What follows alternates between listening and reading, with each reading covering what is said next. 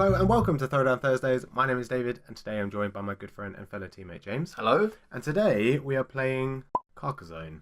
We're going to play with farmers this time. This is actually standard to the game. We haven't before in the past just because it's quite intense. There's a lot of thinking, there's a lot of mathematical equations going on in your head. It becomes not the game that we've been playing so far. It's completely different. A lot more strategies involved. A lot more strategy. Yeah. So the farmers are placed in fields, which are the green area, and they stay there permanently and score points at the end of the game for each completed castle in that field. So at some point someone's going to place a farmer, so we'll go into a little bit more detail there. So at the moment it's pretty standard. I say standard, this is 2-3 big castles being made already. Normally it's pretty quick, isn't it? Yeah. People already started making quick points. This one's already got so many openings, the castles are quite big, and people can sneak in, and I don't really know what's going on right now. Well, I've just invested one farmer pretty early in the game. I don't know why I've done that. Yeah, so at the moment, this is your small area here of farm. Any castle that gets completed there will score you an extra 3 points. So Ashley's done exactly the same. He's just on the other side. He's on the other side. So if this castle gets completed, that gives him points and gives you points, but separately. The same rules apply. If you share a field, just like if you was to share a castle, you would share the points out. So this is where it becomes a game of, can I get into that other person's field to score their points or overthrow them and try and get more people's onto the field. It's all about getting those tiles.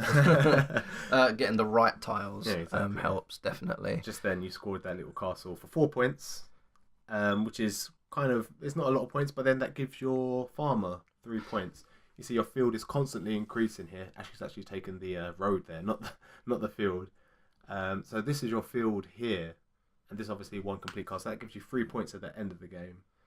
So it looks like myself and Natalie. I mean, I think Natalie's more intent on going in on Ashley's castle, but Ashley's just shut that down straight away. Which is quite strange because Ashley already had 2 meeples in that castle, but he has placed that farmer there, so that's also giving him 3 extra points. If you can finish this castle, that will give him another 3 points.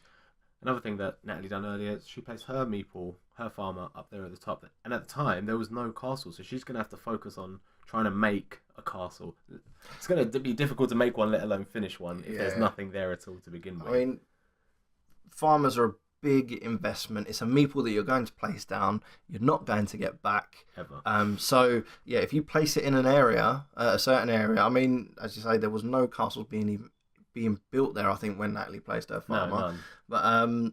But now she's gonna have to focus on making that investment worthwhile and making damn sure a castle is there. Even making sure one castle's there. 3 points is almost not worth it to lay a meeple straight down. And I know you've stuck one there, but you might be, you're now connected onto this castle. If it can finish, you score a tremendous amount of points for this castle, but you also get an extra 6 points. So that would be 3 points. That would be 6 points for this farmer here. Yeah. Ashley placed this meeple here as a farmer, and he's managed to create a little tiny castle over there. So that's another 3 points for him. So all this build up here, like possibly sharing this castle with Ash, it wasn't intentional. It just fell that way. As you say, where my farmer was, it was looking like I was going to get at least 2 castles in my field. Then it was going to be an investment of trying to get as many castles in that area afterward. But as you say, it's gotten really big. There's a chance I could get in and share the points with Ash, and that'd just be a really big boost. But as you can see further down here, I'm scoring loads of little points. Yeah, you scored 2 roads, 4 points, 4 points again just now for that little tiny castle. And you're moving so far ahead. You've got 23 points on the scoreboard. You've got 11 points on the actual board itself. But the thing is, for this area here, you want to get a meeple down on that. That's 6 points straight away. And you've got so much field to make even more castles possibly. See, I was thinking the same thing, but obviously, scoring a castle straight away is too hard to pass up. Yeah, of course. From a mental perspective. Yeah, no, of course. And you're so far in front, you can kind of waver doing it. But if Ashley or Natalie could get there, Yeah, which was the shock. I don't know if they just didn't get any tiles. I mean, it's just like that road piece tile. Why actually, wouldn't if you look, Ashley's got no meeples. He's got all of them on the board. Oh, right. So I can imagine him kicking himself, thinking, I need to score points. You've obviously done it. You stuck a meeple down. Had to. Yeah, which is perfect. Not only that, you either later on, you can finish these castle pieces. They're unoccupied, so someone else can do it. But if someone else occupies them and they complete it, that's an extra 3 points for you. So you can let somebody else get your points for you. Yeah, I've just been really fortunate with the tiles that I've picked. It's like I really want Natalie to finish her castle up at the top. It would be big points, and it would be an extra 3 points for that farmer that she invested. And she's got another little castle. Nice, they've got a little bit open in here, so she can finish that. She might be able to get 6 points or 3 points maybe. Yeah. Which is nice. She's got a couple of monasteries. That's where a lot of her points are. You see, she's got 32 on the board at the moment. And we just completed that. Big castle. That is 40 points. Look at you skyrocketing all the way past lap 50. And lap. Yep, and you keep going. There you go. That was at 67. 67 points. And Ashley was on 4, so he's gone all the way up to 44. Yeah, and he's still got 31 points on the board, and you've got 23. You've got a lot of points in there, both of you. And then Natalie scores her. I think there's around 14 points for that one. Not quite as nice as 40, but well, no, you know what? I'm just happy she finished it. It's good. Speaking of finishing castles, your little cul-de-sac down here, you finished all 4 of those castles yourself. That's 16 points just for the castles, and then it's an additional 12 points for the farmer as well. Honestly, this was not planned. It just all fell into place. That's what Carcassonne's about. Yeah, exactly. Tiles just falling into place. Sometimes it works for you. Sometimes you just have a bad game. But this round, I was just really, really fortunate with the tiles that I got. Yeah, exactly. And the map isn't looking too bad. It's looking really nice. Am I going to score this little road? Yeah, of course I am. Score for free. So Natalie places her monastery here. She's got a meeple that she can place down for an extra 8 points, which is nice for her, but that also gives you access to this castle here in the middle. 3 points. That's an extra 3 points for that meeple. That meeple is scoring you 15 points. And I get the last tile, the monastery. Which is like the perfect spot for it. All falling into place. That's it. I feel like this game was like written in the stars for you. It was. Alright, so let's quickly look at the scores. It's actually got a nice 10 points for that castle up there. Let's just look at his farmers. He's got 2 here. This one here got cornered off straight away, so gets some 6 points. Luckily, this one got completed, so he gets a nice 6 points.